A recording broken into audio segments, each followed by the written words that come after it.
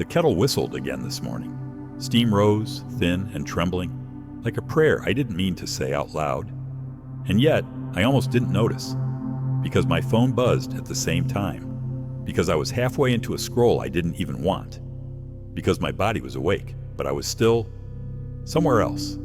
It's strange how life keeps happening around me, as if I'm just a background extra in my own film. The shirts piling in the corner, the leash clinking against the door, the silence between footsteps. Ordinary things, carrying more weight than I ever admit. Sometimes I think the kettle knows me better than my friends do. At least it still calls out when I've gone too far away. I've been folding clothes like I'm folding myself smaller. Each crease, each corner tucked in neat, like if I made it look perfect. Maybe I could pretend I was too. But the truth, most days I don't feel perfect. I don't even feel present. The coffee on my desk grows cold. The dog waits longer than he should. I microwave leftovers in silence, eating not because I'm hungry, but because something in me says, keep going, even if it's empty. It feels like I'm disappearing into routines. A ghost of myself, haunting the life I'm supposed to be living, and no one notices, no one asks. Or maybe they do and I just smile too quickly, too rehearsed. I thought if I stayed busy enough, the hollowness wouldn't catch me. But it does. Every time the kettle cries, I hear it. The sound of my own soul, boiling and ignored. I laughed once when I realized my Spotify playlist knew me better than I did. It kept replaying the same 3 songs. The one I used to cry to, the one I pretended made me happy, and the one I skipped every time because it reminded me of someone who doesn't text back anymore. Main character energy? Maybe. But the genre feels more like soft collapse. And honestly, it's funny in the saddest way. I can organize a sock drawer with precision, but can't untangle the silence inside me. I can fold laundry at 2 a.m. like a pro, yet I can't fold myself back into the person I was before all this exhaustion. But then, this morning, steam curled above the kettle, and for the first time I stopped scrolling. I just watched it rise, vanishing, reappearing like breath itself. It looked fragile and holy. I don't know why, but it felt like the kettle was whispering something I'd been too tired to hear. Slow down. Stay. This moment is not nothing. And for a second, I believed it. That maybe the sacred doesn't wait for incense or silence retreats. Maybe it hides here in boiling water, in dog paws scratching the floor, in shirts stacked neatly against the weight of another week. The thought unsettled me, but it also steadied me. Still, I don't know if I can keep it. The stillness, the noticing, the way the kettle tried to speak and I almost listened. Because the truth is, tomorrow I'll probably scroll again. I'll forget the steam. I'll fold another shirt like it's just fabric and nothing more. But tonight, I keep thinking, how many times can I fold the same shirt before I forget who I am? Maybe the kettle isn't just making noise.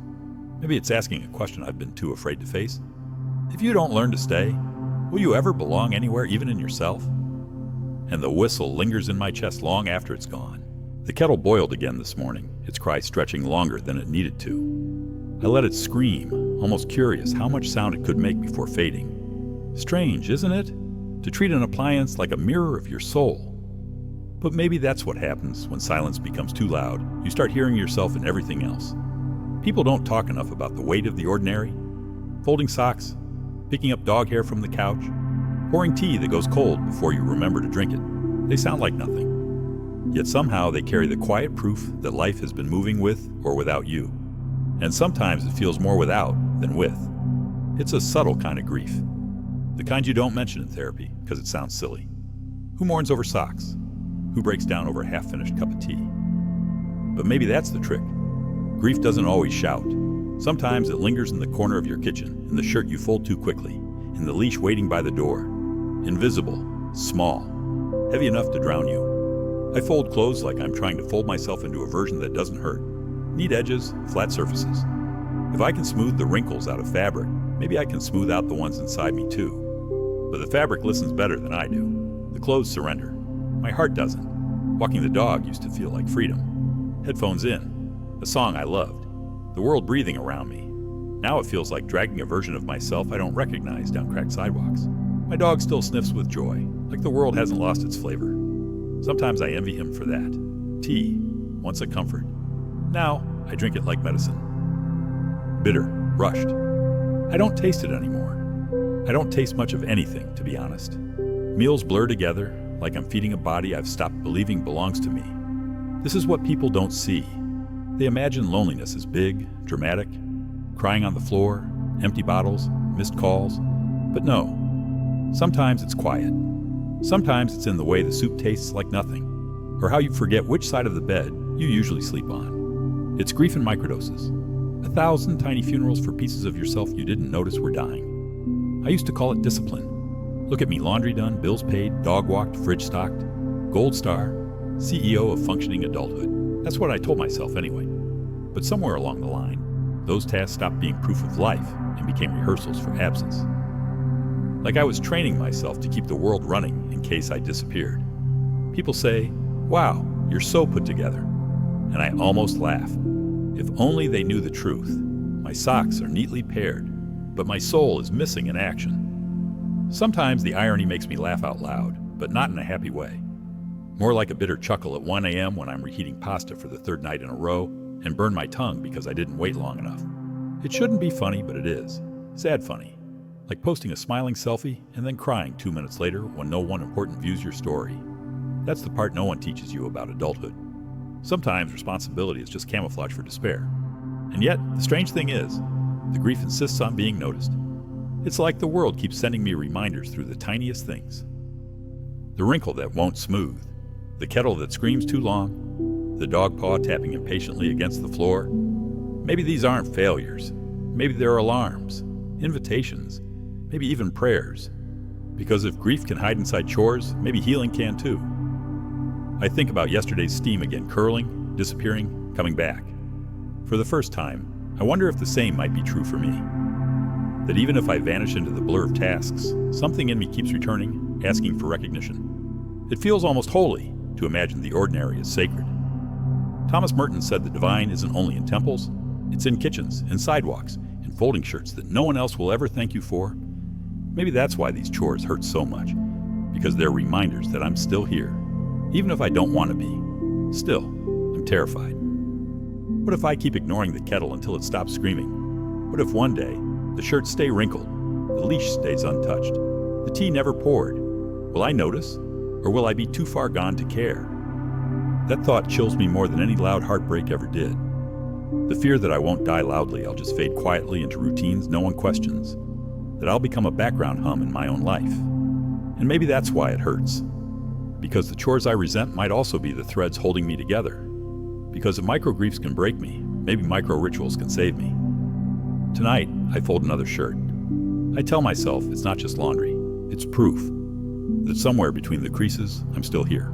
One morning, the steam rose, and I actually looked at it. Not scrolled past it, not walked away, just watched. It curled like breath leaving a body, thin, fragile, here 1 second, gone the next. And for the first time in a long time, I wondered if maybe that was me, floating up, vanishing without witness. I used to think prayers had to be loud, kneeling, crying, pleading. But that morning, the steam felt like a prayer I didn't know I was saying. A soft, wordless kind, not a request, just presence. The kettle hissed, the window fogged, and for a moment, I stopped being a ghost in my own life. It scared me, honestly, because if steam could feel sacred, then what had I been missing all this time? How many mornings boiled past me while I chased things that didn't stay? How many times had life whispered, and I scrolled right over it? I thought about all the messages I never sent, the phone calls I silenced, the invitations I turned down because I didn't think I'd belong. And then I thought about the kettle screaming faithfully every day, while I kept pretending not to hear. Maybe that's why I felt so hollow. Because I thought chores were meaningless. But what if they were the very places life was trying to meet me? It hit me in the chest, like realizing someone had been waiting for you at the door every single day, and you never opened it. I almost laughed. Imagine it. Me, standing in my kitchen, staring at steam like it was a burning bush. If anyone saw me, they'd probably think I'd finally lost it. CEO of overthinking, promoted to high priest of kettles. But it wasn't funny. Not really. Or maybe it was the kind of funny that stings. Like when you catch yourself talking to your dog about your life plans and realizing he listens better than your friends. I thought I was escaping by numbing out, by calling my routines boring or basic. But maybe I was just too scared to admit they mattered. Too scared to admit that folding shirts in boiling water could carry the same weight as all the things I thought I was missing out on. Maybe the joke's on me. All this time searching for meaning in grand gestures when it was hiding in the tea leaves. So I tried something different. I let the steam rise, and instead of rushing off, I breathed with it. Slow, in, out, my chest loosening, almost against my will. I noticed the warmth on my hand from the mug, the tiny drip of water running down the side, the sound of the leash rattling against the doorframe as the dog waited. None of it was extraordinary, and yet I felt steadier, present. Thomas Merton once said that the sacred isn't only in cloisters but in kitchens, that you don't have to go somewhere else to meet yourself. Maybe I was finally beginning to understand that the kettle wasn't calling for tea. It was calling for me. For the first time in months, I drank the tea before it went cold. It didn't taste like medicine. It tasted like proof. I was still here. I'm not saying it fixed me. Tomorrow, I might forget again. I'll probably scroll too much, fold shirts too quickly, microwave another dinner in silence. I'll probably miss more prayers than I notice. But that morning, the steam changed something. It showed me that presence isn't something you achieve. It's something you allow. And even if I let it slip, even if I vanish into distraction again, the kettle will still whistle. The steam will still rise. The invitation will always return. It makes me wonder, if something as fleeting as steam can carry the sacred, what else in my life have I been ignoring? And maybe that's the most haunting part, that the ordinary has been waiting all along. It started small. I didn't plan it. I wasn't trying to be holy or poetic. I just slowed down. The first time was with laundry. A shirt wrinkled in a way that annoyed me, and instead of rushing, I pressed it gently, smoothing out the fabric as if I were smoothing out a thought. And suddenly, it didn't feel like folding clothes anymore. It felt like folding myself back together. That's when it hit me.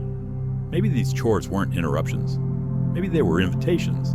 Not distractions from healing, but doorways into it. I didn't know it then, but I was turning habits into rituals. Because here's the truth. I was tired of living like a checklist. Feed the dog, pay the bill, heat the soup. Done, done, done. A life completed in bullet points, but never really lived. And beneath it all, I was drowning. Not in problems anyone could see, but in the hollowness between tasks. The silence after the kettle, the ache after the leash clinked back on the hook, the pile of shirts that looked more like evidence of absence than proof of care. I thought chores were proof I was surviving, but I realized they were also proof I was disappearing, because I did them without noticing, without presence, without myself. That's what hurt the most. Not the weight of the task, but the way I vanished inside them. So I played a trick on myself. I decided to treat each task like it mattered, like it wasn't just something to get through, but something to get into. I folded laundry as if I were forgiving myself, each crease, each smoothing motion, whispering, "You messed up this week, but you still deserve to be held gently." I walked the dog as if I were walking myself back home. Every step an exhale, every pause a reminder that rest is natural, even the earth pauses in seasons. I poured tea as if it were gratitude in liquid form, warmth filling the places I thought were empty, reminding me, hollow doesn't mean hopeless. It sounds almost ridiculous, I know. If you told me last year that my healing would come through socks and tea bags, I would have laughed, maybe rolled my eyes. CEO of overthinking, turned monk of laundry. But the joke is that it worked. Somewhere between those rituals, the hollow space inside me softened, not disappeared, softened. The shirt didn't just cover me, it carried me. The leash wasn't just for the dog, it tethered me to the world. The tea didn't just wake me up, it warmed the part of me I thought had gone cold forever. I began to notice other things too. The way sunlight hit the kitchen counter at 9:17 every morning. The way my dog looked back at me as if to check if I was still following. The way steam fogged the window and then cleared. Like a lesson in impermanence I didn't ask for, but needed anyway. Thomas Merton was right. The sacred isn't hiding in monasteries. It's been hiding in plain sight, in chores, in breath. In the ordinary moments I kept calling nothing. And maybe that's the miracle. Life doesn't demand grandeur to become holy. It just asks for attention. Still, it's fragile. I know tomorrow I could rush again, skip the ritual, miss the prayer, forget to listen. And maybe that's okay. Maybe the point isn't perfection. Maybe the point is return. Because rituals are not cages. They're bridges. They don't trap me into doing more. They carry me back into myself. Tonight, I'll fold another shirt. Tomorrow, I'll pour another cup. Maybe none of it will fix me. Maybe it's not supposed to. But at least I'll know. Every crease smoothed, every step walked, every sip tasted, it was me, showing up. And sometimes, that's enough. There's a danger in living like this, not loud, not dramatic, just quiet. The kind of danger that doesn't make headlines, but steals your life anyway. The kind where nothing explodes, yet everything erodes. I see it most in the mornings.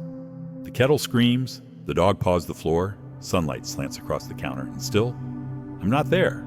My body is present, but I am absent. A ghost reheating coffee. A shadow folding shirts. A name on a contact list who answers with quick texts, but no real soul inside them. And it hit me on one of those walks with the dog. If I don't learn to stay, will I ever belong anywhere? Not just in this street, this city, this world, but in myself. That thought broke something open. Because the truth is, I've been leaving myself behind one tiny moment at a time. I've been vanishing in the pauses no one sees. In the way I smile too quickly when someone asks how I am. In the way I laugh louder than I feel, just to prove I'm fine. In the way I keep folding shirts like I'm practicing being neat, while inside, I'm unraveling. People think disappearance looks dramatic, tears on the bathroom floor, shouting into the night, deleting whole albums of photos. But the kind of disappearing I fear is slower, quieter. It looks like functioning. It looks like being reliable. It looks like answering every message, hitting every deadline, showing up for everyone except myself. And if I keep living like this, I won't just be tired. I'll be extinct. Funny thing is, people admire me for it. You're so consistent. You always get things done. They don't realize consistency can also be a coffin. I remember a friend once calling me the strong one. I smiled, but inside I wanted to scream. Strong means no one checks in. Strong means no one notices when you're breaking. Strong means you can vanish in plain sight and everyone claps for your efficiency while you disintegrate quietly behind the curtain. It shouldn't be funny, but sometimes it is. Like when I cried while reheating leftover pasta, then burned my tongue because I couldn't wait. I laughed through tears at the absurdity CEO of reliability brought down by overcooked noodles. Or the time I posted a glowing selfie, only to sob 2 minutes later when the one person I wanted to view it never did. Strength has become my disguise, functioning, my performance. And deep down I wonder, if I've built a life where no one sees the cracks, then who will notice when I finally collapse? But then the kettle speaks, the leash rattles, the steam rises. And something whispers, maybe you don't have to keep vanishing. Maybe staying doesn't mean fixing everything. Maybe it just means letting the moment hold you before you rush past it. If I don't change, I'll lose myself. That much feels certain. But if I dare to stay even in these small, ordinary rituals, maybe I'll return. Staying doesn't have to be heroic. It could be as small as tasting the tea before it cools. As small as folding the shirt gently instead of angrily. As small as walking the dog and noticing how his joy tugs me back toward the world. Tiny stays, micro returns. Everyday rituals that don't just keep life running, they keep me from disappearing. And yet, the question haunts me. If I don't change, what will I lose that no one can give back? It won't be the laundry. It won't be the bills. It won't even be the people who come and go. It will be me. The self who once danced barefoot in the kitchen. The self who once drank tea because it tasted good, not because it kept me awake.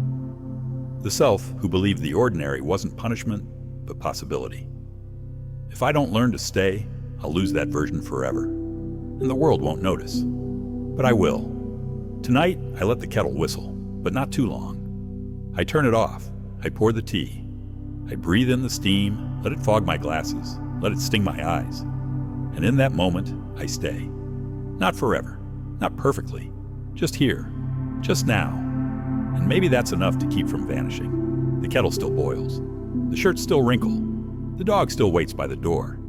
Nothing has changed. And yet, everything feels different. Because now, I stay. Not always, not perfectly, but enough to notice.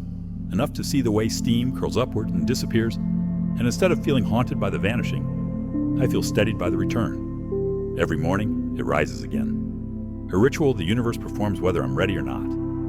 Maybe that's the point. Healing doesn't arrive with fanfare. It doesn't crash through the door. It hums, it whistles, it repeats. Like a kettle, like breath, like life, asking me gently not to give up on noticing. There were years I thought I had to fight for meaning, that life would only matter if I chased something bigger, louder, shinier, but now I see how much I've lost in that chasing. I lost mornings to endless scrolling. I lost laughter to exhaustion. I lost myself in the performance of being fine. And all along, the sacred was boiling on the stove, the ordinary screaming for me to listen. I grieved for the time I didn't notice. The tea I let go cold, the dog walks I treated like burdens, the shirts I folded without tenderness. They were invitations, and I kept slamming the door. And yet, here they are, still waiting. The kettle still sings, the steam still rises, the rituals still return. Which means it isn't too late, not yet. Sometimes I still laugh at myself. Imagine it, all my searching for purpose, all my late night spirals, all the books and podcasts and half-finished journals, and the thing that actually brought me back was a boiling pot of water. It shouldn't be funny, but it is. The kind of irony life seems to enjoy. We chase miracles and miss the mundane, and then the mundane turns around and becomes the miracle. I used to think survival was slaying the day, crushing goals, being the main character of some cinematic success story. Now, survival is drinking my tea while it's still warm. Survival is folding one shirt like it matters. Survival is walking the dog and letting his joy infect me for just 5 minutes. Not flashy, not viral, but real. And maybe that's enough. The more I practice, the more I understand. Rituals aren't about control. They're about surrender. When I smooth the wrinkle from a shirt, I'm not fixing the week. I'm forgiving it. When I sip tea slowly, I'm not forcing peace. I'm receiving it. When I walk the dog, I'm not proving I can keep going. I'm allowing the world to carry me. Step by step. I don't need perfection. I don't need transcendence. I just need presence, the courage to stay with what is small, ordinary, fleeting. Because presence is where the sacred hides. Thomas Merton was right. God is not just in the monastery. God is in the kitchen, in the kettle, in the socks I keep losing and finding again. And every time I show up for these rituals, I show up for myself. So tonight, the kettle whistles again. And this time, I don't let it scream too long. I turn it off. I pour the tea. I breathe the steam, watch it fog the window, feel it kiss my face before it vanishes. I know tomorrow I might forget. I know I'll still get lost in screens, still fold shirts too quickly, still rush through meals. But I also know the kettle will sing again. And when it does, I'll have another chance to stay. That's all healing is, maybe. Not arrival, not closure, just return. Again and again. The kettle still sings. The steam still rises. And for now, so do I.